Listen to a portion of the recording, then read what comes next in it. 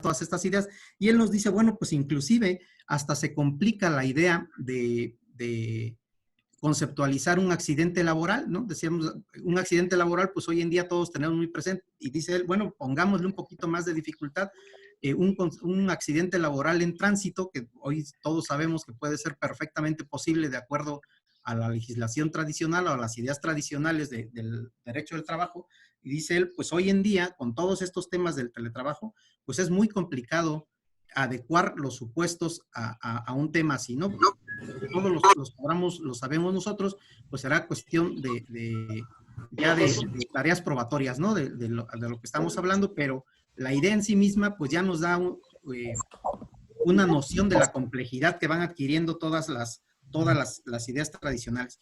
Y bueno, pues bajo estos conceptos, el password o los accesos que el empleador da a los trabajadores se convierten en una condición de trabajo muy importante, si no es que la más importante de ellas, ¿no? ¿Por qué? ¿Por qué se convierte en una condición o en un elemento de la relación laboral tan importante? Bueno, pues porque de ello dependerá que se pueda acreditar la existencia o las condiciones en que se prestaban los servicios o en que se prestan los servicios por el trabajador, que se prestaban pues obviamente cuando la relación llegue a terminar, ¿no? Este autor que les menciono pone un ejemplo bastante interesante y que para mal de todos termina sin poder señalar una conclusión, porque dice que el acuerdo termina, más bien, perdón, el litigio terminó en un convenio, pero plantea la posibilidad de una contratación que se da así de una persona que trabaja como asesor bancario. Dice, bueno, pues en este caso ni siquiera se conocían el contratante, el patrón contratante y el trabajador contratado, porque dice, bueno, pues se conocen a través de la red, eh, responde a una oferta de trabajo, no están en el mismo espacio físicamente, pero llegan a un acuerdo a través de los medios electrónicos y empieza a laborar para él asistiendo a clientes de una institución bancaria tercera, y dice, bueno, pues ellos ni siquiera se conocían físicamente, pero prestaba ya sus servicios, ¿no? Y prestaba sus servicios de una manera muy específica. Dile que estoy El ocupada, que banco, estoy cuando en recibía la reunión. consulta del cliente, pues lo canalizaba a él directamente y ni siquiera tocaban al contratante, ¿no? Entonces se da de una manera muy triangulada esa relación laboral, y entonces, pues la idea, pues todo va bien, se desarrolla, en el ejemplo del autor, se desarrolla por 2 o 3 años una relación laboral perfectamente, le pagaban por vía electrónica, pero dice, el problema viene cuando la relación se rompe, ¿no? Cuando el patrón, el empleador decide terminar la relación laboral y la concluye también por vía electrónica, y de repente, pues cuando la termina, pues entonces ahí vienen las consideraciones, ¿no? En dónde se prestaba el trabajo, en dónde hay que demandar, y todos esos etcéteras que nos podrán venir a mente, pues de inmediato, cuando ya hablamos de la complejidad del tema en particular. Para entender la relación laboral, pues no hay mayor inconveniente, pero para ya poder establecer las consecuencias de una terminación, pues es donde viene todo lo interesante de este punto, ¿no? O de este tema del derecho laboral. Y bueno, regresándonos un poquito, mencionábamos hace unos minutos que el password o esos accesos que el patrón da al trabajador se convierten en una condición, decíamos, si no la más importante, sí muy importante o de muchísima relevancia para la relación laboral. ¿Por qué? Por aquí hay que señalar que establece ese password o esos accesos unas categorías, unas condiciones que permiten suponer esto que estamos mencionando, ¿no? Permiten presumir que la condición de trabajo más importante se convierte en esas autorizaciones electrónicas.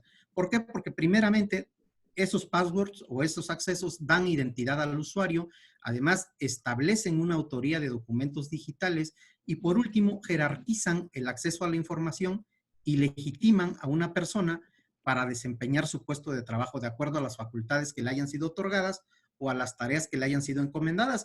Si nos ponemos un poquito a reflexionar en estos puntos, esto es lo que tenemos hoy en día. Hace unos momentos mencionábamos las condiciones de un correo electrónico y lo complicado que es hoy en día, a través de los medios probatorios de los que disponemos en la ley, con los que permite, como avances de la ciencia, poder llegar a la convicción del juzgador, convencer a la Junta de la autoría de un correo electrónico, pero si lo pensamos de manera muy, muy elemental, pues se basa justamente en lo que estamos mencionando, ¿no? Para poder mencionar o para poder imputar o hacer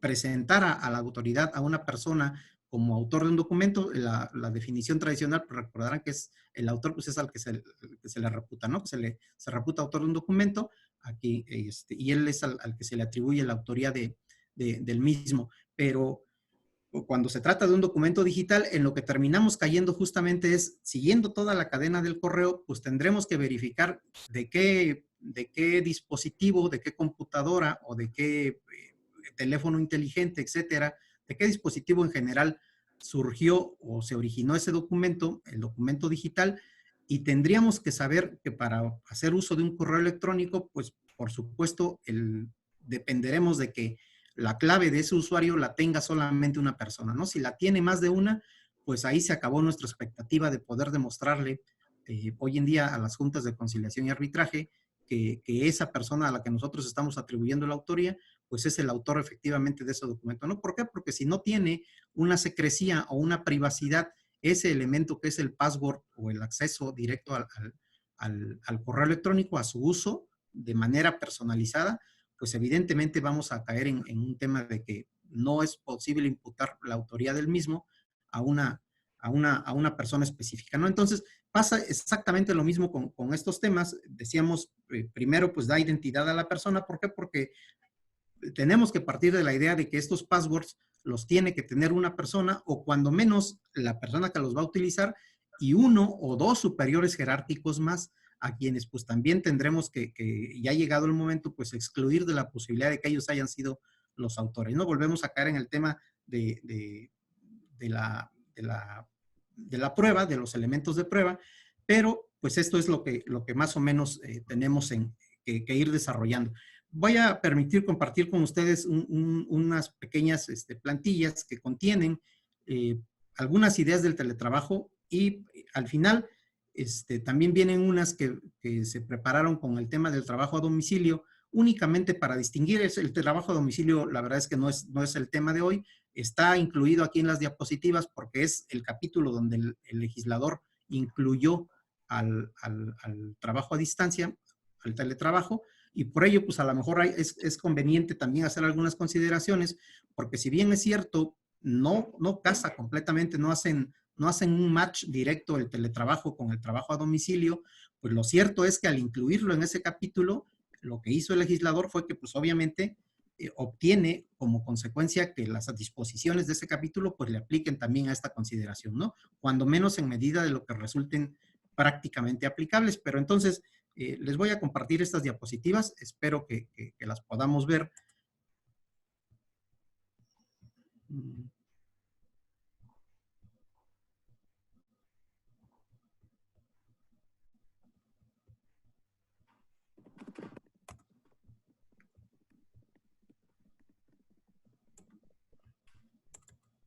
Ahí está. Una disculpa, estaba. Sí se aprecia, ese es el título.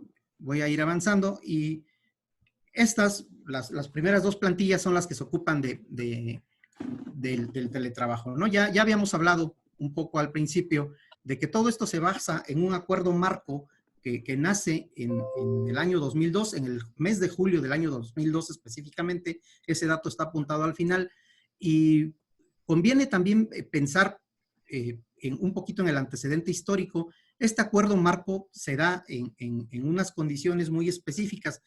Resulta que allá por aquellos años de los que estamos hablando en que se da este acuerdo jurídico para toda la comunidad europea, el acuerdo marco se dicta con base en un artículo específico de un tratado constitutivo de la comunidad europea y el antecedente del que se tiene registro como más remoto de esto obedece a unos trabajadores portugueses que se van a laborar a Alemania y laborando en Alemania ellos estaban sujetos a un contrato de un contrato de trabajo celebrado en su país de origen en el que recibían condiciones de trabajo menos favorables que las condiciones que recibían los trabajadores que laboraban en Alemania. Entonces, el gobierno alemán empieza a impulsar que se cree una normatividad que permita a los trabajadores que una vez que se desplacen a un país diferente, pero dentro de la Comunidad Europea, puedan acceder a condiciones que les sean más favorables, ¿no? En este caso, las condiciones del mercado laboral alemán eran mejores que las condiciones del contrato que habían celebrado en Portugal, y entonces, a raíz de estas ideas, para tratar de igualar para bien, para mejorar las condiciones de trabajo de las personas que laboraban en espacios diferentes al que originalmente prestaban sus servicios, empieza a darse la idea de un acuerdo marco del teletrabajo, ¿no? Entonces, hay un tratado ya de la Comunidad Europea que es más antiguo, y ese tratado constitutivo, en su artículo 19, permitía la consideración de condiciones especiales para trabajadores desplazados. Entonces, ahí nace este acuerdo marco, les repito, en julio del año 2002, y ahí vienen estos 5 puntos importantes que se están desarrollando aquí. Aquí es muy importante mencionar que este acuerdo marco, así se denomina legalmente, establece condiciones generales y deja las condiciones especiales para, para normatividades de menor jerarquía, es decir, tratados ya directos entre países, entre empresas, o inclusive contratos celebrados ya de manera directa entre los patrones y los trabajadores, ¿no? Pero el contenido general para todas estas condiciones son justamente los que estamos aquí apuntando. Entonces, nos dice este acuerdo marco que nos define al teletrabajo como una forma de organización y o realización de trabajo utilizando las tecnologías de la información en el marco de un contrato o de una relación laboral. Y en este marco de la relación laboral o del contrato, en el que un trabajo que podría ser realizado igualmente en los locales de la empresa se lleva a cabo fuera de estos de forma regular. Esa es la definición que nos da el acuerdo marco sobre teletrabajo, repito, allá de la Comunidad Europea, y nos establece estas condiciones. Necesariamente el teletrabajo tiene que tener un carácter voluntario. No puede obligarse a persona alguna a prestar un teletrabajo de manera que se derive de alguna otra normatividad. No tiene que tener un carácter voluntario. Tiene que establecerse también con claridad cuáles son las condiciones bajo las que se va a prestar. Este es uno de los puntos que sí se asemejan con el trabajo a domicilio, que hay que especificar cuáles son las condiciones bajo las cuales se va a prestar el teletrabajo. Los derechos igualitarios, de igual modo, corresponden a una consideración de lo que estamos mencionando, ¿no? Que es muy importante que se establezcan que para poder hablar de teletrabajo, se tendrán que establecer condiciones iguales para los trabajadores que laboran bajo esta consideración a los que laboran de manera ordinaria en una relación de trabajo tradicional. Y organización es el último elemento que incorpora el acuerdo marco, porque nos dice, bueno, pues para que pueda hablarse de teletrabajo, también tiene que esta condición de prestar el servicio de manera que sea a través de las tecnologías, a través de nuevas tecnologías, tiene que representar un nivel diferente de organización, ¿no? Es decir, no es nada más transformar cualquier relación de trabajo en una relación de teletrabajo, sino que tiene que aportar alguna cuestión que sea novedosa o que implique una organización diferente para que pueda funcionar como teletrabajo. Y lo último que está, pues curiosamente lo que mencionamos al principio, es el marco jurídico, o son los dos lineamientos que establecen el marco jurídico bajo el cual se establece la forma de operar bajo el teletrabajo. Y luego podemos considerar también como parte de este teletrabajo, de la idea, que no obstante lo parco que está mencionado en nuestra legislación, por ejemplo, sí podemos definirlo, gracias a personas que pues, han profundizado más en estos puntos, sí podemos afortunadamente definir una serie de condiciones para que podamos hablar de teletrabajo. Y podemos resumirlas en estas que están aquí apuntadas. Nos dice, bueno, pues cuando se habla de teletrabajo, normalmente estamos haciendo referencia a formas de laborar que poseen 3 características en común. La primera, que se refiere a un trabajo que se realiza fuera del lugar normal de trabajo. La segunda, se refiere a trabajo que implique necesariamente, como lo mencionamos ya, el uso de las TIC. TIC no es más que las tecnologías de la información, es es como lo resume el lenguaje que se refiere a este tipo de tecnologías. Y por último, o el tercer punto, para que hablemos de teletrabajo, también tenemos que estarnos refiriendo a un trabajo que se organiza de manera diferente, como habíamos mencionado ya hace unos instantes, el hecho de que el trabajador labore fuera de su lugar de trabajo normal y que utilice nuevas tecnologías, tiene que conducir a un cambio aún en la organización del trabajo, ¿no? Entonces, estas son, pues, las consideraciones que podemos tener con relación al teletrabajo. Y un segundo, voy a quitarla.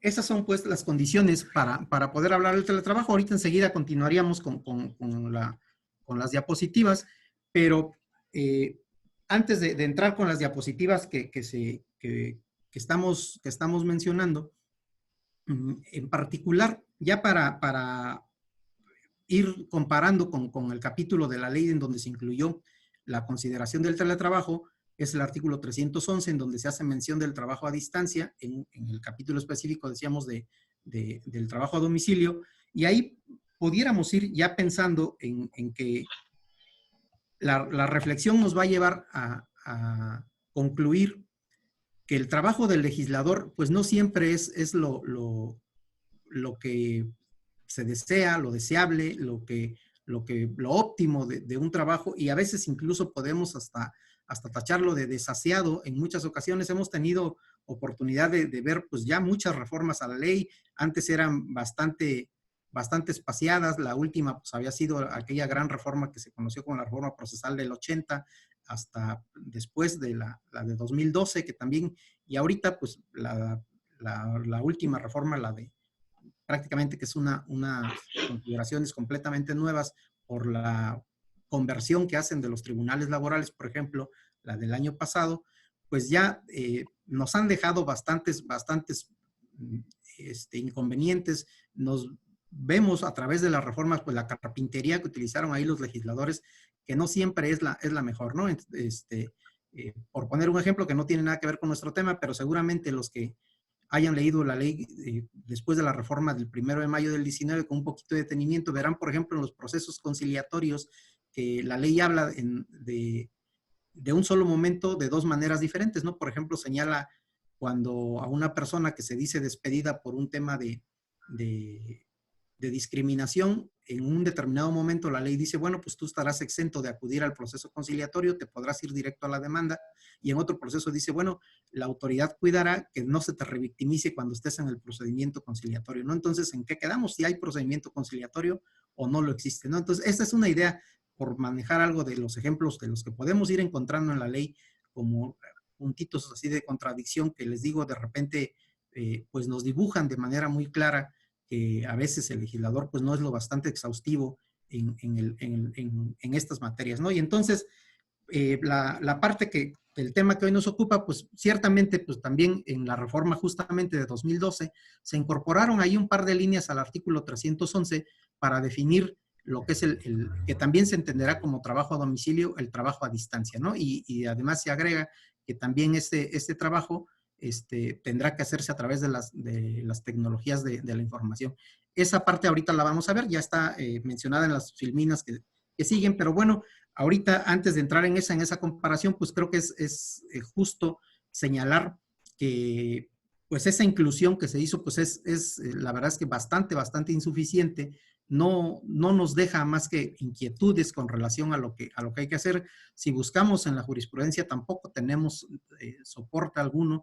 Entonces pasa lo que concluía el maestro Emanuel en una idea bastante similar en su ponencia de la semana anterior, en la que nos concluía que pues en todo esto tenemos que ir construyendo, ¿verdad? Porque esto es nuevo absolutamente para todo el mundo, y más de una aplicación que de la noche a la mañana de repente se volvió de una extensión bastante importante, ¿no? Entonces, algo que a lo mejor hace un par de meses no nos hubiese preocupado en lo más mínimo, de repente se convirtió en un tema primordial para los que somos abogados litigantes, pues para poder asesorar a nuestros clientes, sean patrones o sean trabajadores, en qué punto están parados o qué pueden esperar de una relación laboral que se da en condiciones de trabajo a distancia, y para las autoridades, pues no se diga, ¿no? También la manera de ir desentrañando lo poco que hay en la ley, principios generales y sobre todo, decíamos, temas de un capitulado en el que se incluyó el trabajo a distancia y que no necesariamente reflejan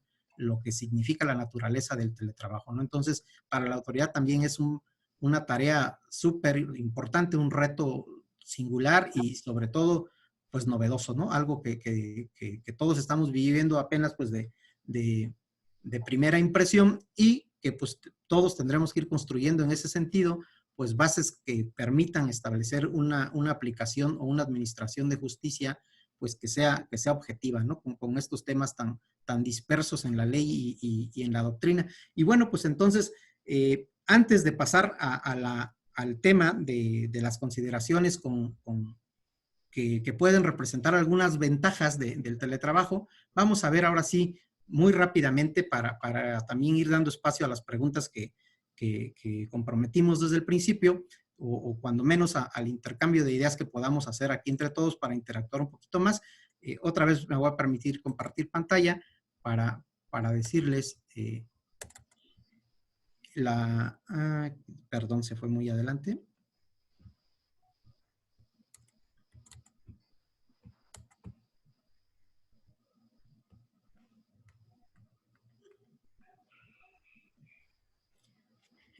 Bueno, esta es la primera idea. Se incluye, pues decíamos, en el 311 una consideración que al principio el artículo originalmente nos definía el trabajo a domicilio y nos decía simplemente que trabajo a domicilio es el que se ejecuta habitualmente para un patrón en el domicilio del trabajador o en un local libremente elegido por él. Eso es lo que decía la ley, sin vigilancia ni dirección inmediata de quien proporciona ese trabajo, ¿no? Entonces, como veíamos muy al principio de nuestra charla, pues hoy en día ni siquiera es necesario que hablemos de un domicilio específico o de un local libremente elegido por el trabajador, porque puede darse desde cualquier dispositivo y desde cualquier sitio en donde tenga acceso a una red, ¿no? A una red que le permita comunicarse. La inclusión de la que hablábamos es esta, lo que está mencionado como punto 2, dice, será considerado como trabajo a domicilio el que se realiza a distancia utilizando tecnologías de la información y la comunicación. Es lo que sí hay que subrayarlo, es lo acertado de la consideración que hizo el legislador. Sí marca de manera muy específica que las tecnologías de la información tienen que usarse para poder hablar de un trabajo a distancia, ¿no? Pero aquí lo encapsula de nueva cuenta o lo encierra ahí en lo que es el trabajo a domicilio. Y luego nos define el trabajador a domicilio, perdón, que esta definición también ya estaba. Nos dice la ley, trabajador a domicilio es la persona que trabaja personalmente o con la ayuda de miembros de su familia para un patrón. Aquí pusimos este dato aquí en la diapositiva porque pues vean nada más, aquí se dibuja de manera muy, muy ilustrativa cómo las ideas que el legislador empató ahí en un mismo capítulo y pues definitivamente no tienen absolutamente nada que ver, ¿no? Es de la persona que trabaja personalmente o con la ayuda de miembros de su familia para un patrón, pues sí nos da la idea de, pues a lo mejor de temas que rayan prácticamente en asuntos con antecedentes en el feudalismo, ¿no? Que, bueno, pues el patrón disponía y el trabajador se iba a su casa o taller y desde allá laboraba, dice, con la ayuda de miembros de su familia para un patrón, que pues esto no necesariamente o inclusive hasta puede ser excluyente del trabajo a domicilio o de cualquier trabajo específico, ¿no? Es una consideración que en su momento se precisó para distinguir el trabajo a domicilio de un trabajo ordinario, pero que desde luego pues no es la idea del teletrabajo. Entonces, ya poniendo las condiciones de las que nos habla la ley, esto, repito, perdón, lo vamos a avanzar de manera muy rápida porque pues no siempre, o más bien son consideraciones que ya existían. Nos dice la ley que los patrones que den trabajo a domicilio deberán inscribirse previamente en un registro de patrones del trabajo a domicilio, que también, pues obviamente no es la idea del teletrabajo, ¿no? Otra consideración, ahí se quedó incluso el artículo, dice que se harán constar por escrito, esta parte sí es importante, cada una de las partes conservará un ejemplar y el otro será entregado a la inspección del trabajo, esto era para el trabajo a domicilio normal, pero como ya vimos, la claridad de las condiciones, pues sí sí podríamos pensar que lo establezcan por escrito, aunque sea de manera digital, ¿no? Y lo demás, pues se refiere a temas, por ejemplo, datos generales, el local donde se ejecutará el trabajo, que aquí pues tampoco necesariamente, la naturaleza, la calidad y la cantidad del trabajo, puede ser que sí resulten bastante importantes de señalar, justamente porque no está sujeto el trabajador a una jornada, cuando menos de manera tradicional, ¿no? Su monto del salario y la fecha y el lugar de pago también, ya después de entender todo lo que hemos estado mencionando, pues la fecha y el lugar de pago pues se antojan ya como temas pues ya bastante arcaicos, ¿no? Cuando ya estamos hablando de que el pago puede ser a través de códigos binarios que pues nada más establecen que es dinero completamente electrónico, ¿no? Que ya ni siquiera pueden ser considerados como moneda de curso legal, ¿no? Como lo que teníamos tradicionalmente en la mente. Y las demás estipulaciones. Entonces, el salario del trabajo a domicilio, también aquí hay algo importante que podemos rescatar con relación a que no podrán ser menores los salarios de los trabajadores a domicilio, no podrán ser menores de los trabajos semejantes en la empresa o establecimiento para el que se realice el trabajo. Aquí, para la idea original del teletrabajo, a lo mejor podría ser que no tenga algún equivalente, porque puede ser que el trabajo completamente se desarrolle en el ciberespacio, que no haya un trabajo o una categoría similar a la suya que sí desempeñe un trabajo de manera habitual, ¿no? De manera ordinaria. Pero sí es importante porque es una de las consideraciones que sirvió y seguramente a más de alguno de ustedes le habrá servido ahora con el tema famoso de la pandemia, que cuando de repente se establecía que, bueno, pues las tareas o las actividades que sean susceptibles de desarrollarse desde casa a través de un dispositivo electrónico, bueno, pues esos trabajadores no será necesario que vengan y arriesguen la salud ni la vida trasladándose a la fuente de trabajo, independientemente de que sea esencial o no esencial la actividad.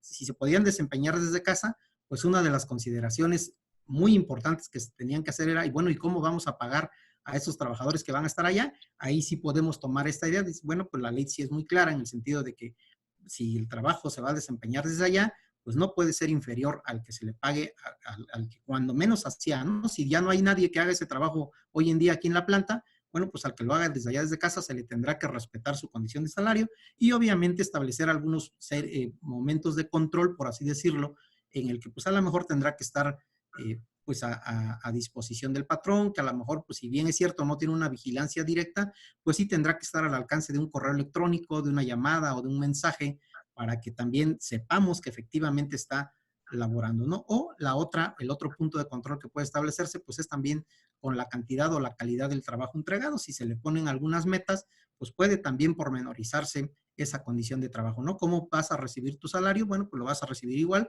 pero también tu rendimiento tiene que ser cuando menos en términos bastante similares a los que se venían desarrollando, ¿no? Entonces, les digo, aunque no aplica así de manera general para todos los tipos de teletrabajo, sí es una idea que surgió de manera muy importante para poder respetar condiciones de trabajo a las personas que laboran en esta condición, ahorita derivado de estas eh, características especiales de la relación laboral que adquirió con base en un virus que estamos ahí combatiendo y tratando de evitar que se propague, ¿no? Entonces, la otra consideración que viene aquí con respecto al salario en la ley es que bueno, también tienen derecho a que se les pague el salario del día de descanso obligatorio, cosa pues también por demás natural, y que tienen derechos a sus vacaciones anuales, ¿no? Entonces, igual, también nada más se establece una condición de que para determinar sus salarios estará lo dispuesto en el párrafo segundo del 89, que como ustedes perfectamente conocen, el 89 hace un match ahí con el 84 de la ley para el tema del salario integrado, ¿no? Entonces, estas consideraciones, pues, son las que hay que rescatar para los temas de hoy en día. Y aquí hablamos de obligaciones especiales especiales tanto del patrón como del trabajador. Estas, de igual manera, también están consideradas en la ley. Aquí, para no entretenernos tanto, pues vamos a ir, por ejemplo, a algo que habla incluso, si se fijan ahí en el punto número 5, de hacer constar en una libreta el momento de recibir el trabajo. Les digo, habla en realidad de temas bastante rudimentarios, pero señalan pues alguna noción de que sí, traspolándola al teletrabajo, pues sí, a lo mejor sí es importante que desde un principio se fijen condiciones o el material o etcétera. Si es que es un material digital, pues también ese resguardo de información, la privacidad respectiva y pues también establecer los límites de esas responsabilidades que tienen que ver justamente con las reclamaciones posteriores, ¿no?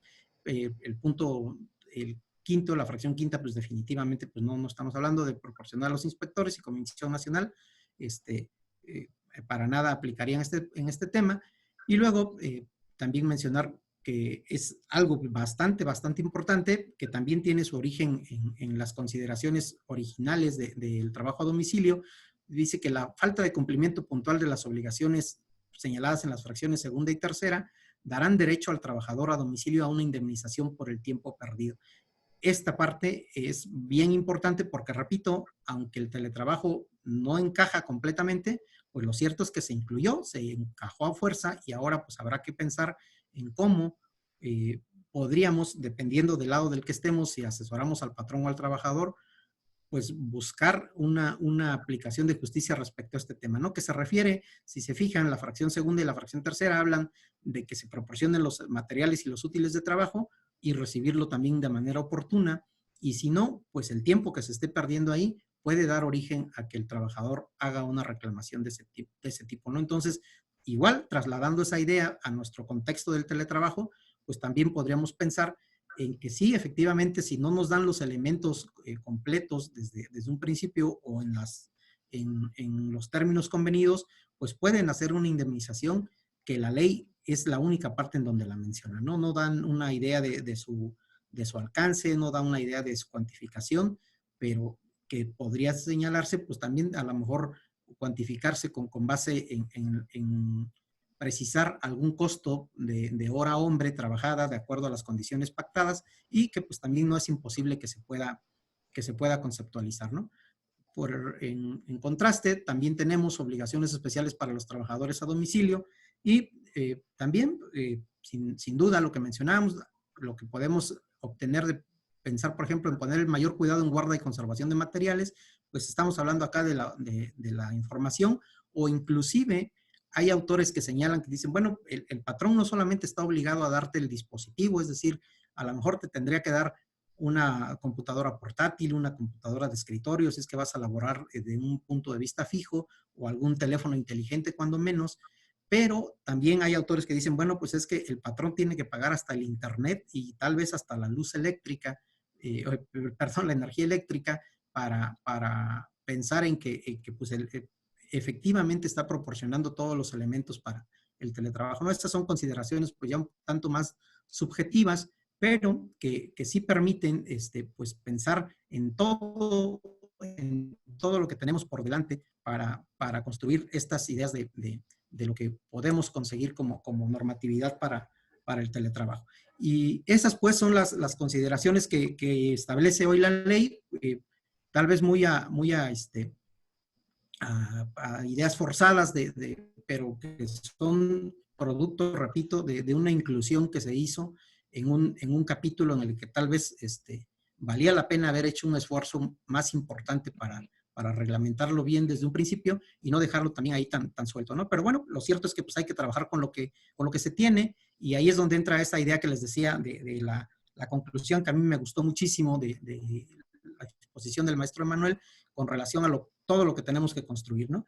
Y bueno, pues la idea final es señalarles alguna consideración respecto a unas ventajas que representan el uso de estas tecnologías de la información, que sin duda pueden ser la inmediatez de la comunicación, los bajos costos de esta, también de esa comunicación, pensando que pues evitamos traslados, etcétera, aunque también hay que considerar lo último que mencionábamos hace unos momentos, de las opiniones de algunos doctrinarios en el sentido de lo que representa para el patrón la idea de proporcionar todos los elementos de la relación laboral, ¿no? O para que puedan desempeñar su trabajo.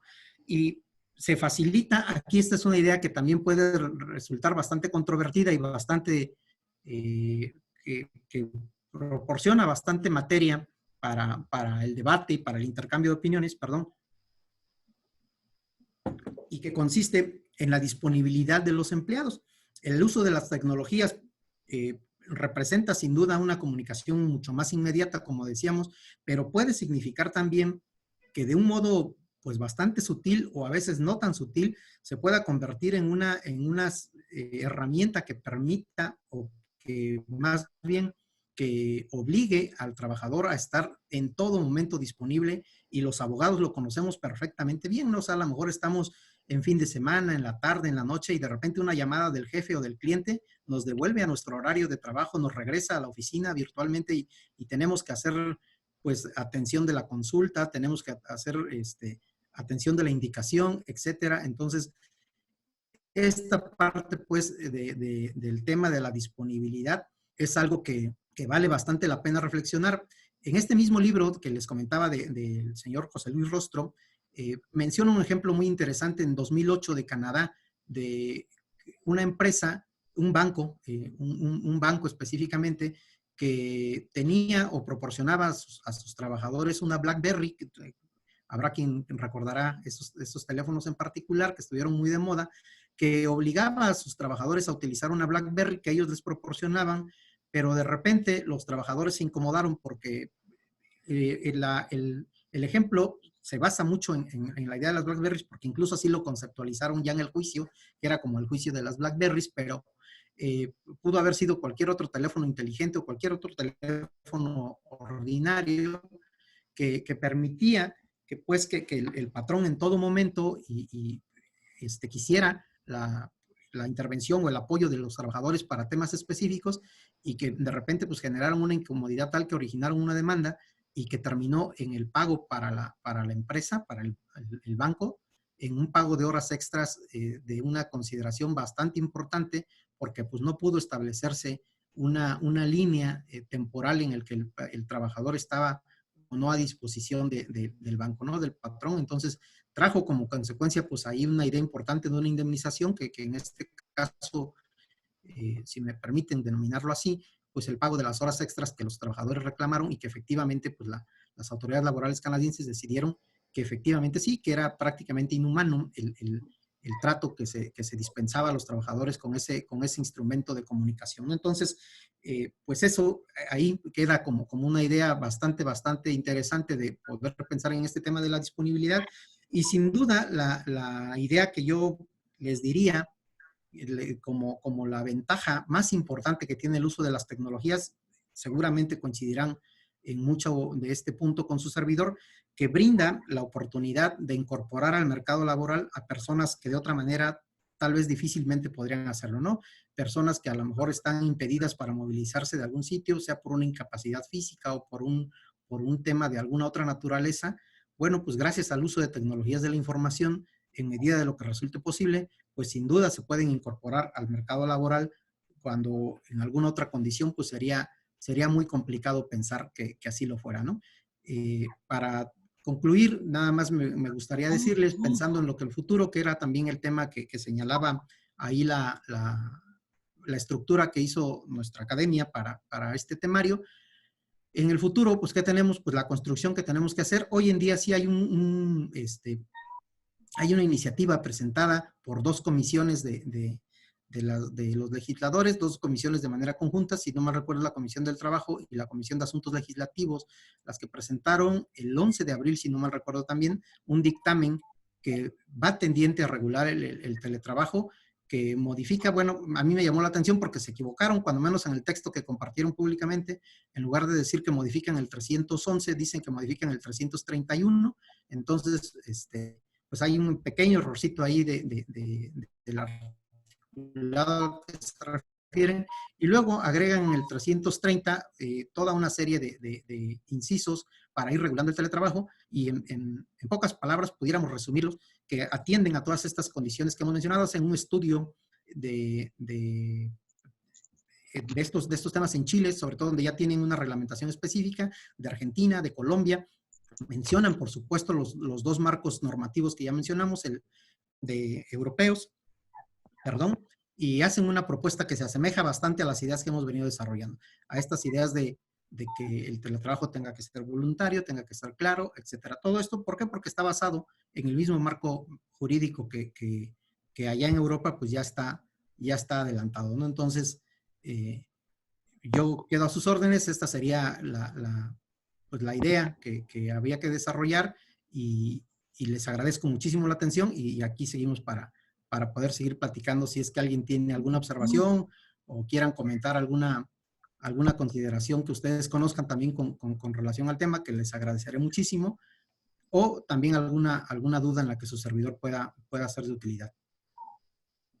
Salvo que el licenciado Ábrego también disponga alguna otra cosa que es quien nos hace favor de administrar estos talleres de trabajo. No, maestro, abrimos el espacio a preguntas, pueden escribirla ahí en el chat y ahorita la leemos, o sí, pueden activar su micrófono y hacérsela llegar aquí directamente al maestro. Hija de la chica, de tan malo. Ahí le ruego apagar su micrófono, por favor, para que podamos escuchar. ¿Alguien? ¿Una pregunta? Pues empiezo yo, maestro, antes de que se animen. Yo tenía una pregunta. Maestro, ¿cree que el elemento de la subordinación en la relación laboral se pueda perder? Explico. A lo mejor sería más factible para una empresa contratar a un trabajador por cuestiones a lo mejor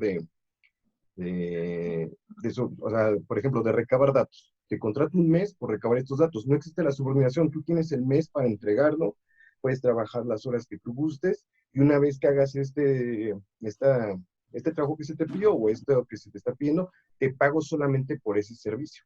Entonces, a lo mejor que las empresas tiendan a no tener relaciones laborales y solamente contratos por honorarios o contratos por alguna prestación de un servicio profesional. No sé si me explique, maestro, que empiecen a tener este tipo de trabajos eventuales las empresas sin tener que tener la relación laboral.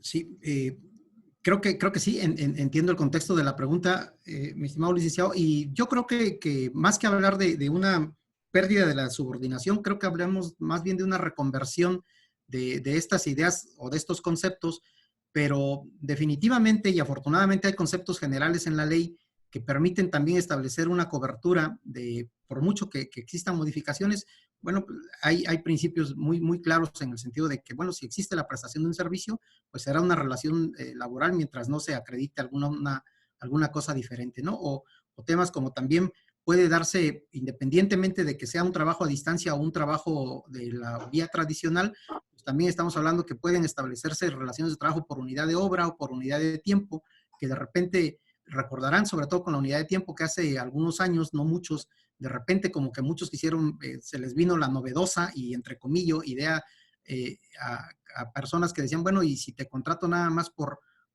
el tiempo que labores y así me evito que a lo mejor te pago toda tu jornada y te voy a pagar nada más las 2 o 3 horas que labores, ¿no? Fíjense que ya cada quien juzgará si es para bien o para mal, pero en la ley existe un candado bastante importante a ese respecto que dice, sí, son bastante libres las partes de poder pactar el pago por unidad de tiempo, pero dice, ese pago que se pacte no podrá ser inferior al que le corresponde al trabajador por una jornada ordinaria de labores, ¿no? Entonces, en pocas palabras, ¿qué dice? Salvo la mejor opinión de ustedes, por supuesto, dice, sí, si quieres, sí le puedes pedir al trabajador que labore menos tiempo, pero le tienes que garantizar el pago de su jornada laboral ordinaria, ¿no? Entonces, es un candado, creo yo, que bastante importante. Veámoslo desde la perspectiva que queramos, creo que es de una relevancia altísima el hecho de que y de repente pues alguien seguramente cayó en esa cuenta y pues también se fue difuminando, se fue perdiendo esa idea que de repente se había puesto muy en boga, sonaba bastante en medios y en círculos de doctrina y de otros temas de foros, del el famoso pago por las horas laboradas, ¿no? Entonces, hasta que alguien, les digo, cayó seguramente en la cuenta de ese candadito que estaba ahí y dijeron, no, pues sabes que olvídalo porque pues no te va a ayudar mucho, ¿no? Entonces, creo yo que con base en esas ideas de principios generales, podríamos sí establecer que seguramente sí vamos a pensar que vamos hacia allá, vamos hacia una reconversión total de las relaciones laborales, pero creo yo que afortunadamente, y digo afortunadamente en el más estricto sentido de la palabra para todos los que nos dedicamos y le tenemos cariño al derecho laboral, pues creo que hay condiciones que sí efectivamente, aunque cambien en el plano en el que se den, pues no van a dejar de corresponder a relaciones de trabajo, ¿no? A relaciones laborales, y ahí pues seguramente seguirán siendo materia para nuestro conocimiento y para nuestro estudio. Ok, maestro, muchas gracias. Ahí tenemos también de iPhone Oscar. Buenas tardes a todos. En primer lugar, agradecer la ponencia. Me gustaría saber su opinión entre teletrabajo y contrato de prestación de servicios, ya que pienso que como patrón puede hacer que les convenga más y se opte por esta figura civil y no laboral. Un poquito de lo que estábamos ya mencionando, ¿no, maestro? Sí, exacto. Habrá que considerar para poder calificarlo como teletrabajo, pues desde luego sí considerar los beneficios que acarrean, que trae consigo el tema de lo que mencionábamos ya al final, las ventajas que representa, pero no hay que perder de vista las condiciones que hay que cumplir, porque pues no todas las relaciones laborales son susceptibles o no todas las actividades son susceptibles. Imagínense para los que tengan una oficina, que tengan, por ejemplo, alguna recepcionista laborando ahí y que la recepcionista nos diga, oye, pues me voy a ir a hacer teletrabajo, y dice, pues ok, entonces le voy a pedir al cliente que pues ahora te vaya a ver allá a domicilio, pues no, a lo mejor es complicado, ¿no? Y lo manejo, digo, por algo, un ejemplo bastante elemental, bastante burdo, pero que permite conocer, pues, de que no todas las actividades o la persona, que cualquier otra que desempeñe una labor que físicamente tiene que desarrollarse, ni siquiera de manera presencial, sino físicamente tiene que desarrollarse en un determinado lugar. El velador, por ejemplo, ¿no? De algún lugar, decir, pues bueno, pues no que me vigile desde allá la bodega, la casa o la fuente de trabajo, ¿no? Entonces, hay que pensar en esas dos ideas, que la tarea sea susceptible de desarrollarse allá y que las ventajas que represente. No creo que eso depende más bien de cada patrón o de cada relación laboral en particular, que sí puedan establecerse modalidades que permitan que se haga de ese modo, ¿no? Y sí, yo pensaría igual que nuestro oyente que nos hace favor de participar, en el sentido perdón, por iPhone Oscar, no sé si hay alguno de los Oscars que tengo el gusto de conocer, pero si no, participando de esa idea, coincido totalmente, ¿no? De que un contrato de prestación de servicios, pues a lo mejor no va a ser la mejor idea, ¿no? ¿Por qué? Porque finalmente estamos hablando de dos conceptos distintos, ¿no? La prestación de servicios puede darse inclusive entre personas jurídicas, no necesariamente una persona física, como es la idea del trabajador tradicional que tenemos, que ahí sí, pues esa es una idea que por mucho que se modifiquen las normas y las condiciones, pues no vamos a dejar de hablar de una relación laboral entre una persona física como trabajador en todo momento, ¿no? ¿Alguna pregunta?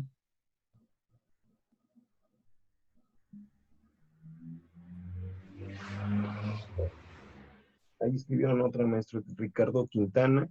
¿Existe algún tipo de multa a los patrones que no lleven a cabo el registro ante la inspección de trabajo de esta modalidad de empleo? Lo anterior a efecto de qué prohibición o obligación, si sancionan, es mera letra muerta.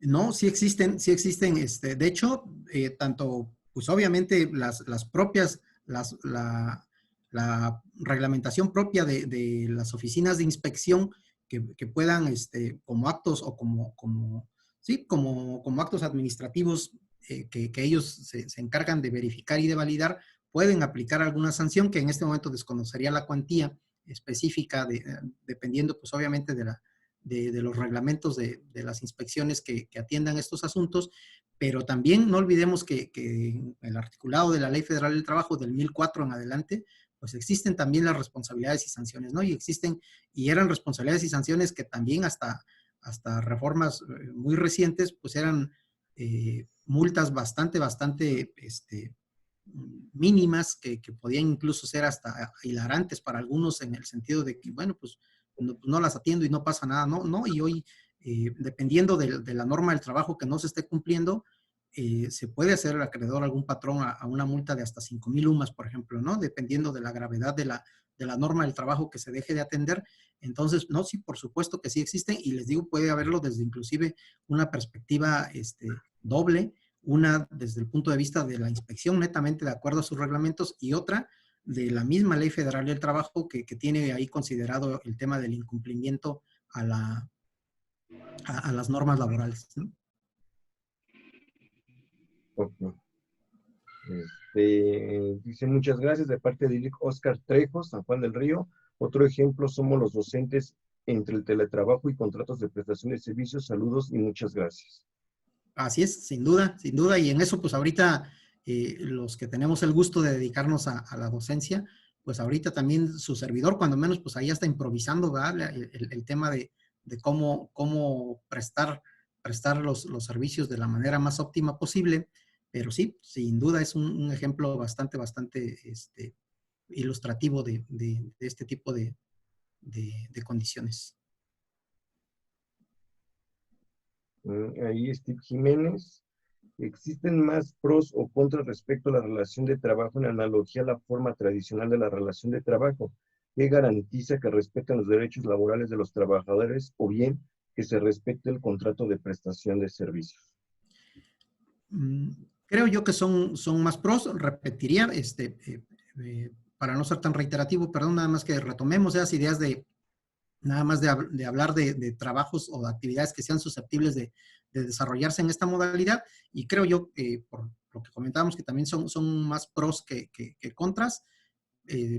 Las contras pues pueden ser no tanto para la relación laboral en sí, sino para ya el momento de la ruptura. Es ahí cuando los que tenemos así como el reto por delante somos pues, aquellos litigantes que tengamos que ir viendo cómo vamos a acreditar, y el punto de la garantía o qué garantiza ese respeto a las condiciones de trabajo, pues dependeremos si se firmó algún contrato, aunque sea de manera digital, si se haya firmado algún contrato que las establezca, o también, vuelvo a lo mismo, perdón, que mencionábamos desde el inicio de la charla, pues lo que podamos acreditar, ¿no? Otra vez caemos en el tema del campo probatorio, los elementos de prueba que podamos desarrollar y la convicción que podamos generar respecto a las condiciones de trabajo en las que prestábamos esos servicios, seguramente va a ser lo que va a garantizar su respeto y sobre todo pues su valoración y su cuantificación también cuando ya estemos hablando de un posible litigio, ¿no?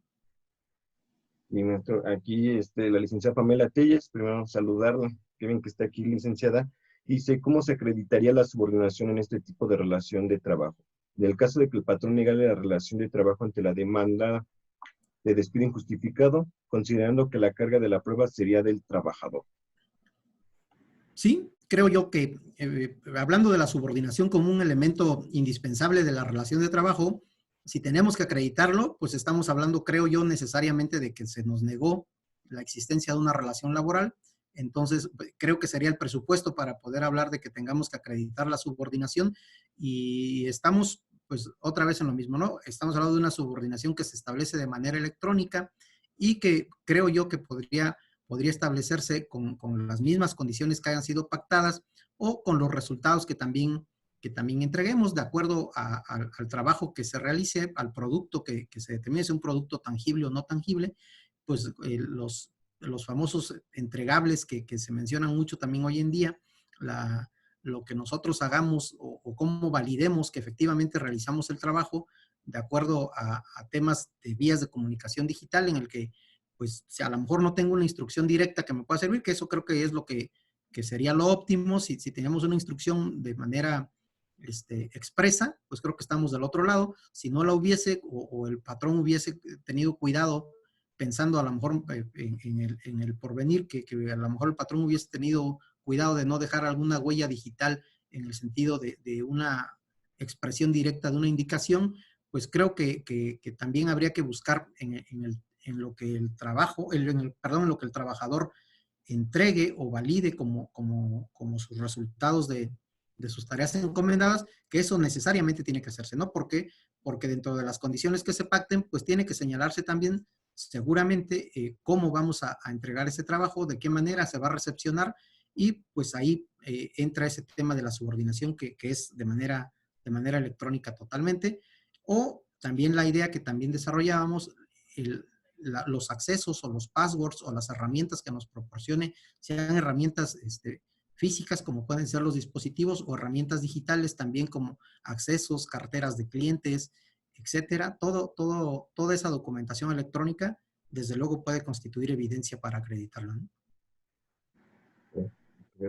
Tenemos varias preguntas, también ahí les comento que si tienen la forma de hacer la pregunta directamente, pues también lo pueden hacer. Pero bueno, aquí dice Juan Carlos García, para todos, ¿qué pasa si el patrón obliga al trabajador en caso de una incapacidad con el pretexto de estar en casa reposando, aplica el teletrabajo. No puede intentar abusar de esta figura o hay una limitante. Pero, Bueno, pues si estamos hablando de una incapacidad, pues de entrada, pues la primera idea que podríamos oponer sería pues de que si está incapacitado, pues no puede laborar, ¿no? Ni en una condición ni en otra.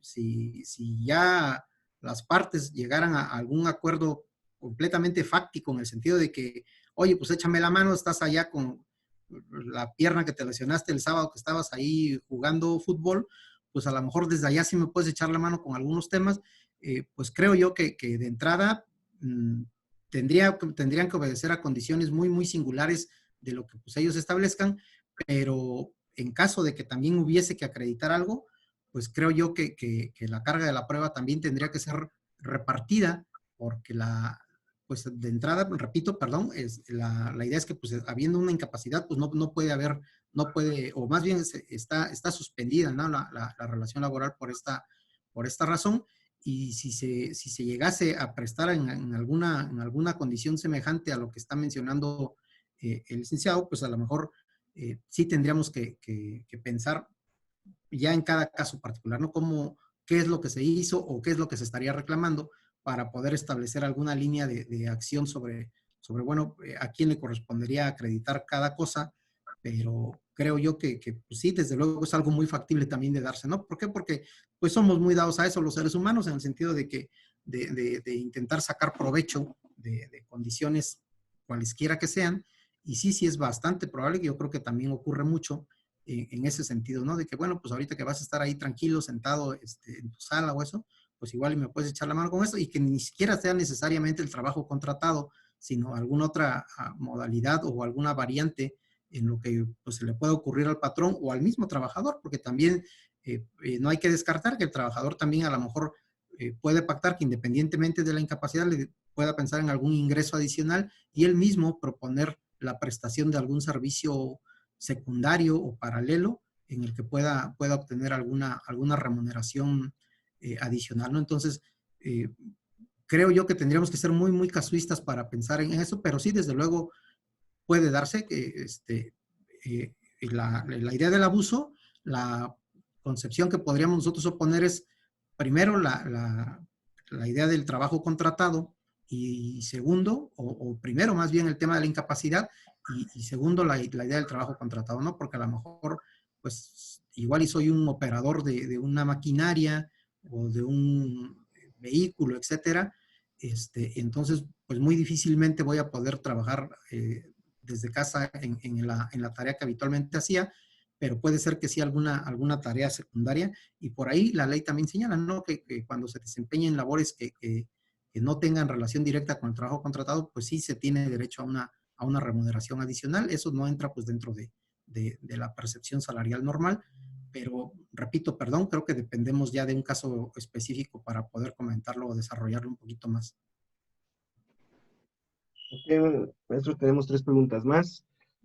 ¿Cree que para efectos de control de mayoría sindical sería viable una presencia virtual? Sobre todo en el caso de empleados que podrían estar trabajando en una ciudad distinta donde esté la fuente de trabajo. Bastante interesante.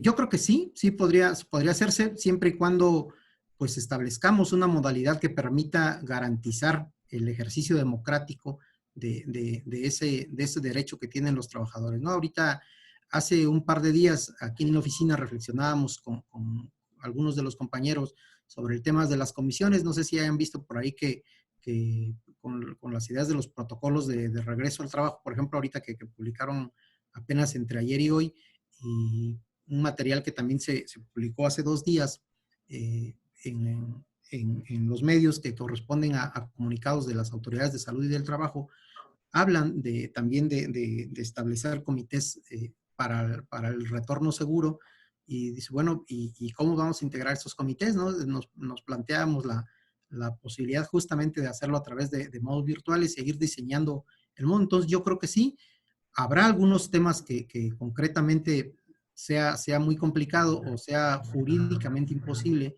de acuerdo, por ejemplo, eh, eh, pensamos ahorita, de bote pronto se me ocurre la idea las validaciones de los contratos que tienen que hacerse ante las plataformas que diseñó la Secretaría del Trabajo a nivel federal, que sí establecen una serie de pasos bastante rigurosos y inclusive de las consultas, la manera en la que pueden hacerse con auxilio de un fedatario público o con auxilio de la misma personal de la Secretaría, y que nos habla de consideraciones que pues hasta el establecimiento de casillas, ¿no? De colores en las mismas, etcétera. Consideraciones así de ese tipo, pues creo que sí están un poquito más complicadas de salvarse, pero fuera de esas, yo creo que si no caemos en un supuesto específico de donde la ley no admita alguna variante, creo yo que sí podríamos pensar en alguna modalidad así, pero repito, creo que aquí para la validez, otra vez volvemos a lo mismo, lo importante es que obtengamos la convicción de la autoridad en el sentido de que se hizo de manera democrática, libre, y que se garantizó que no está viciada, ¿no? Esa votación o cualquier consideración que nosotros estamos señalando como presencia virtual de los trabajadores, sobre todo. Ok. De Fabián Araujo. Buenas tardes, licenciado. ¿Cuáles serían las formalidades ideales en un contrato individual de teletrabajo? Pues creo yo que serían las mismas. Si estamos hablando de la idea de un contrato, tendríamos que tener las mismas, pues obviamente adaptándolas a esta realidad de señalarlas, pero ya adelantábamos un poquito, ya lo habíamos mencionado en el tema de la claridad con que tienen que establecerse las condiciones en general para una modalidad de trabajo que no sea el trabajo ordinario. Creo yo que las formalidades pues tendrán que ser exactamente las mismas, porque pues eso no varía. Tendrían que considerarse tal vez inclusive hasta el contenido propio del artículo 25, que establece el contenido mínimo del documento que tiene la obligación de redactar el patrón como contrato individual, y desde luego pues con las consideraciones del tema digital, pero creo yo que pues ahí no tendríamos mayor complicación. Creo que se tienen que establecer lo más perfectamente claro que se pueda, en medida, repito, perdón, de lo que sea útil, y lo que tenga que adaptarse, pues tendrá que adaptarse a las condiciones, pero sí señalarse, ¿no? A lo mejor en lugar del espacio físico donde se van a desarrollar, que nosotros pues normalmente ponemos en nuestros contratos que ahí donde se ubica la fuente de trabajo o donde se requieran sus servicios así de manera muy general, pues creo que eso, por ejemplo, pues sería una cláusula que perfectamente podríamos moldear para la realidad de un contrato de teletrabajo, pero creo yo que las condiciones o las formalidades, como lo denomina aquí el licenciado, pues creo yo que sí tendrían que ser lo más que se pueda pegados a la Ley Federal del Trabajo. Ok, maestro, tenemos una última, la licenciada Gabriela, un gusto saludarla, dice: saludos, licenciado Hugo, como siempre claro y preciso, excelente ponencia. Mi pregunta: en el supuesto de un despido en la modalidad de teletrabajo, ¿en dónde demanda el trabajador? Ok, aquí, la verdad, bastante interesante la pregunta, igual de la licenciada Gaby. Muchas gracias por el comentario. Creo yo que la idea, de acuerdo a lo que nosotros conocemos de la Ley Federal del Trabajo, pues ven que el trabajador tiene la posibilidad o la alternativa dependiendo, vamos, de cada caso concreto también. El trabajador tiene la alternativa de demandar pues en el domicilio del patrón, el domicilio donde fue contratado o en el lugar donde prestó sus servicios, ¿no? Entonces, si alguno de estas consideraciones se puede aterrizar en algún espacio físico, a lo mejor el trabajo se presta de manera virtual o de manera digital, más bien, perdón, mejor dicho, de manera electrónica, pero si el contrato fue celebrado de manera presencial en algún lugar, pues creo que eso nos daría una pauta para el tema de la demanda de un lugar específico. Por ejemplo, si alguna de las otras dos consideraciones también tuviesen cabida en alguna posibilidad de encasillar la prestación del trabajo o el domicilio del patrón en un lugar específico, pues creo que también nos podría ayudar. Y si no, pues creo que la demanda podría interponerse pues básicamente bajo la consideración del trabajador. Finalmente pues puede ser objeto de prueba, y eso lo digo desde un punto de vista estrictamente pragmático. Aquí, en el ejercicio de nuestra actividad laboral dentro de la junta local, pues seguramente a más de algunos de ustedes les ha tocado ver que algún abogado que a lo mejor vive aquí en Querétaro y no quiere irse a litigar a San Juan del Río, por ejemplo, y demanda aquí y dice que fue contratado el trabajador en el municipio de Querétaro, aunque el trabajo se prestaba allá, y bajo esta consideración de que el trabajador tiene la oportunidad de decidir, pues salva aparentemente esa primera noción y de repente pues tenemos ahí los incidentes de competencia, ¿no? De que el abogado de la empresa dice, no hombre, pues si yo tengo aquí el contrato firmado y lo firmaste aquí en San Juan del Río, ¿no? Entonces, o a la inversa también, su servidor le ha tocado ver casos en los dos sentidos, ¿no? De que el trabajador establece una condición y el patrón pues puede rebatirla. ¿Por qué menciono estos temas? Aunque no son desde luego lo que pregunta la licenciada Gaby, es que pues finalmente son condiciones que no necesariamente tienen que partir del engaño o de la intención de moverse o no moverse de un lugar a otro, sino que pueden ser también consideraciones que el trabajador haga y pueden derivarse precisamente de la incertidumbre de decir, bueno, pues si es que a mí me contrataron de manera digital, el contrato me lo envían por correo o por una página, o yo me ingresé ahí a la página de la empresa y ahí pues estaba la oferta de trabajo, etcétera, algún formato o algo que tuve que llenar. Es decir, no necesariamente tienen que partir de una postura negativa como es la del engaño o la de intentar salvar alguna situación específica, sino que puede corresponder también a una noción que tenga la misma parte trabajadora, la misma parte que demanda, y que pues finalmente pues también el patrón establezca, oye, pues no, la verdad es que la junta competente pues puede ser que no sea esa, mientras sigamos hablando de las juntas y que también pues establezca su idea, ¿no? De lo que es, pero creo yo que en términos generales, si es que ninguna de las tres condiciones bajo las cuales el trabajador puede decidir el lugar de la autoridad donde demande, creo yo que podría ser válidamente cualquier consideración que el trabajador haga al respecto, partiendo de la idea de la incertidumbre de dónde pueda establecerse el lugar de contratación o el lugar de prestación de servicios, ¿no? Ok, maestro, la licenciada Raquel, alzó la mano. Adelante, licenciada, gusto saludarla. Active su micrófono, licenciada, lo tiene desactivado. Listo, licenciada. ¿Listo?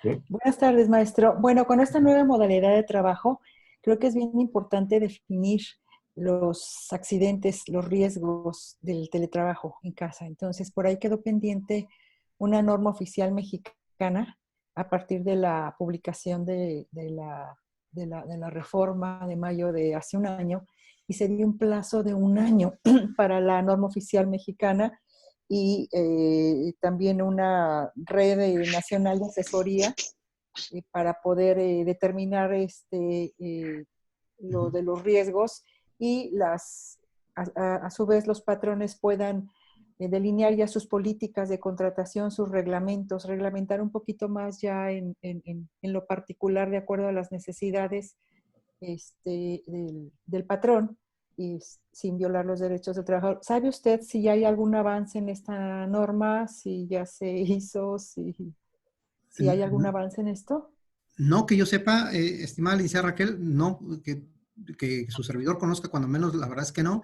Y sí, efectivamente es una tarea que se asignaron y que se quedó pendiente ahí desde hace un año. Y de hecho, en la iniciativa que les decía, que está presentada el 11 de abril, hay senadores de Morena, del PT, uno del PRI, uno del PAN, si no mal recuerdo,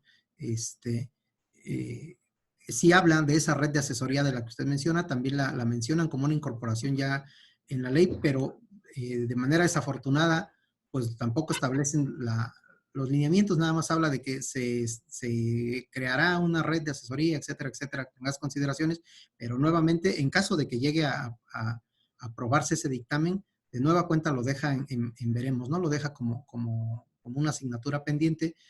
Sí hace mención de ella, pero no la establece, ¿no? Y entonces, y para la idea de conceptualizarlo, repito, perdón, pues habrá que trabajar con lo que tengamos. Creo yo que algo que lo que nos podría servir como referencia, no como base, pero sí como referencia para poder establecer será, pues también dependerá obviamente de lo que se pueda acreditar, pero seguramente ustedes vieron ahora con el tema de la pandemia que se estableció la posibilidad de que también el contagio de este virus sea considerado una enfermedad profesional y se establecieron unos factores de riesgo, no recuerdo si del 1 al 4 o del 1 al 5, pero que establecía, por ejemplo, el factor de mayor riesgo era pues para el personal sanitario, ¿no? Las personas que trabajan directamente con el trato, no necesariamente únicamente los médicos, sino médicos, enfermeras, camilleros, que tenían contacto de manera directa con estas personas infectadas, dicen, bueno, pues ellos son el grupo número 1 de riesgo y terminaban también aterrizando una idea semejante, ¿no? Decían, en medida del grado de riesgo o del grupo del que estés, no es lo mismo que demande el trabajador que labora en un hospital. ¿Por qué? Porque pues suena de entrada mucho más convincente, mucho más creíble que un trabajador normal que diga que se contagió en su fuente de trabajo y bueno, pues a lo mejor de entrada pues habrá que acreditar el nexo, ¿no? ¿Cómo te contagias? Y a lo mejor ni siquiera hay una persona más infectada en tu centro de trabajo. Entonces, creo yo, repito, que como referencia nos puede dar una idea de lo que tendríamos que nosotros que bregar en un tema de material probatorio para poder establecer como accidente de trabajo algo que pues pudo haber ocurrido, pues no necesariamente cuando estábamos trabajando, ¿no? O sea, a lo mejor una cosa es estar a disposición en términos de la ley del patrón, pero otra cosa es que a lo mejor pues no estábamos trabajando, sino que estaba yo en el jardín o en el patio de la casa haciendo alguna otra actividad distinta y ahí fue donde se suscitó el accidente, por ejemplo, que es así como lo más sencillo. Pensar en una enfermedad pues está un poquito más complicado, pensar que pudiera desarrollarse como un tema de una enfermedad profesional, pero contestando su pregunta de manera directa, licenciada Raquel, perdón, no hay nada No hay nada. que haya salido aún y creo yo que de nueva cuenta caemos en la idea de que tenemos que construir y que hasta un poquito improvisar, ¿no? Con lo que tenemos a mano. Muchas gracias. No, al contrario. Tenemos otra intervención del licenciado Carlos Rojano. Saludos, licenciado, ¿cómo estás?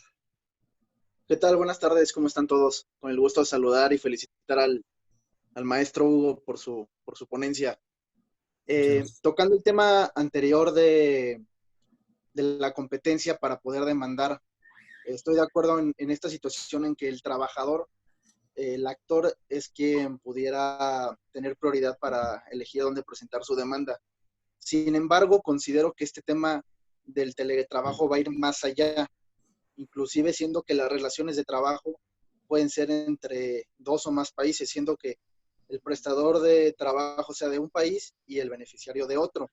El tema, el país que nos ocupa evidentemente aquí, nuestro estado mexicano, y poniendo como ejemplo cualquier otro estado. Aquí va a existir mucha controversia en la reglamentación, en el ámbito jurídico y empezando por el tema de la competencia. Inclusive para el propio emplazamiento, ya entraríamos en temas de exhortos internacionales, donde creo también a título personal que ya urge que entremos de lleno en ámbitos electrónicos como uso de herramientas para todo este tipo de situaciones. Entonces, creo que ahí le faltó un poquito más a la ley de prever este tipo de situaciones que no tardan en llegar. Sí, sin duda, así es, estimado licenciado Rojano. Por supuesto, sí decíamos que la idea del trabajo a distancia que se terminó estableciendo es bastante vaga e insuficiente a todas luces para una regulación específica. La idea es justamente que tendremos que irnos ajustando y por eso, perdón, decía la idea del tema de establecer un caso, si no concreto, cuando menos un ejemplo muy específico, porque efectivamente sí tendríamos que platicar inclusive de normas internacionales, hasta de convenios, etcétera, ¿no? Entonces, y es algo que no es nuevo y sin embargo no se ha, pues, forzado un poquito el tema legislativo a abundar en esos campos y comparto la idea totalmente de que sí falta bastante por hacer ahí. Y hace un rato mencionaba su servidor el tema de los medios de prueba que tienen que ver con los avances de la ciencia, que también, pues ustedes lo tienen muy presente, el articulado que hay se desgasta en precisar conceptos y definiciones de qué vamos a entender por firma electrónica, qué vamos a entender por temas así que más que conceptualizarlos, pues yo creo que lo pragmático es lo que hace falta en el sentido de valoración, temas que son de una importancia específica para el juicio y ahí no tenemos gran cosa, ¿no? Entonces, por no decir que prácticamente nada, hace tiempo, a propósito de ese tema, leía por ahí un estudio de un doctrinario que decía que pues sí, también que ni el legislador ni la corte, ¿no? Ni la corte tampoco han querido tomar el toro por los cuernos y la verdad es que sí es cierto, ¿no? Entonces, si en esos temas que son de una aplicación pues ya de manera bastante cotidiana, nos quedaron a deber, como dice el licenciado Rojano, en estos temas que de repente ahorita adquirieron una relevancia de un día para otro, pues creo yo que todavía tendremos que esperar un poquito más. De hecho, el dictamen del que les hablaba tampoco se hace cargo de esas consideraciones. O sea, la verdad es que es bastante genérico, habla así de ideas que rescata de lo que ya está avanzado, pero que no se ocupa en las preguntas principales que a nosotros nos asaltan, ¿no? El tema de la competencia, el tema de delimitar áreas o figuras jurídicas, perdón, específicas, como los accidentes laborales que ya mencionábamos y que la licenciada Raquel también rescataba ese concepto. Pues, sí, definitivamente vamos a tener que esperar, inclusive aún pasando este dictamen, la verdad es que ese dictamen no nos va a sacar de apuros, ¿no? O sea, sí de todos modos tenemos que pensar en las conclusiones a las que llegábamos hace unos momentos, que tendremos que ser nosotros los que hagamos ahí algo al respecto con el día a día del actuar ante nuestras autoridades. Maestro, pues bueno, ya nos alargamos un poco, la verdad que tuvimos muy buena respuesta, de hecho hay gente que se quedó fuera, me estuvieron llegando ahí mensajes, se llegó al límite que es de 100 personas. Maestro, si gusta dejar a lo mejor un correo electrónico para que le pudieran hacer llegar las preguntas que quedaron pendientes o cualquier otra situación, que usted les pueda dejar algún dato para contactarlo. Con gusto, claro que sí. Aquí mismo lo apunto en el chat, si me permiten, para que lo puedan checar en lo que terminamos la sesión. Ese es el correo electrónico personal de su servidor. Les dejo también otro de aquí del despacho. A sus órdenes completamente, cualquiera de los dos. Bien, maestro, pues bueno, con permiso de usted y de todos, vamos a subir también este video a YouTube por la gente que se quedó afuera y ya lo vamos a estar compartiendo y también adecuándonos a esta modalidad, maestro, le quería hacer llegar un reconocimiento, se lo leo: otorga el presente reconocimiento al licenciado Hugo Raúl Carrizosa Velázquez por su participación en el taller denominado Teletrabajo, Reglamentación y su Futuro, impartido el 13 de mayo de 2020 a través de su plataforma denominada Zoom en razón de la emergencia sanitaria decretada por el virus COVID-19.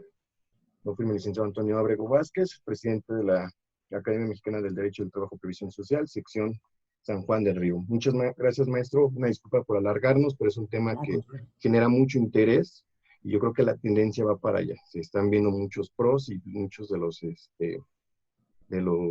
las formas de trabajar, pues va encaminado a que se haga desde su casa, pero nos falta, como se ha visto, mucha reglamentación. Me dio mucho gusto saludar a todos y gracias, maestro, si algo quiere decir para concluir. Gracias, no, nada más agradecer la convocatoria que se hizo, la respuesta de todos los participantes. La verdad es que quedo bastante agradecido con todos, con la academia y contigo en lo personal, mi estimado licenciado. Muchísimas gracias por todo el apoyo y por la consideración, por la oportunidad de dialogar un poquito con tanta gente a la que hay también tanto afecto, con ver muchas caras conocidas y estar hablando de estos temas que nos interesan a todos. Pues la verdad es que siempre es bastante gratificante. Agradecerles también a los que escribieron mensajitos aquí tanto en el chat como a nivel personal, que también muchos me lo hicieron a favor de llegar de manera personal con el apoyo y con ahora sí que, como decimos coloquialmente, pues con las porras también para estos temas que pues son de interés de todos. Entonces, muchísimas gracias y reiterarles que quedamos allá a las órdenes de todos ustedes en los correos que compartí. Muchas gracias. Gracias, maestro, y muchas gracias a Muchas todos. gracias, Nos maestro. vemos el miércoles que viene en el tercer taller. Va a estar el doctor Jesús Zúñiga hablando del futuro en el derecho del trabajo que viene después de ya retomar las actividades. Acuérdense que hay una reforma en puerta y vamos a estar platicando ahí con el doctor. Muchas gracias, maestro Hugo. Gracias a Tiempo. ustedes. Hasta luego. Gracias, saludos a todos. Gracias igualmente. Hasta luego.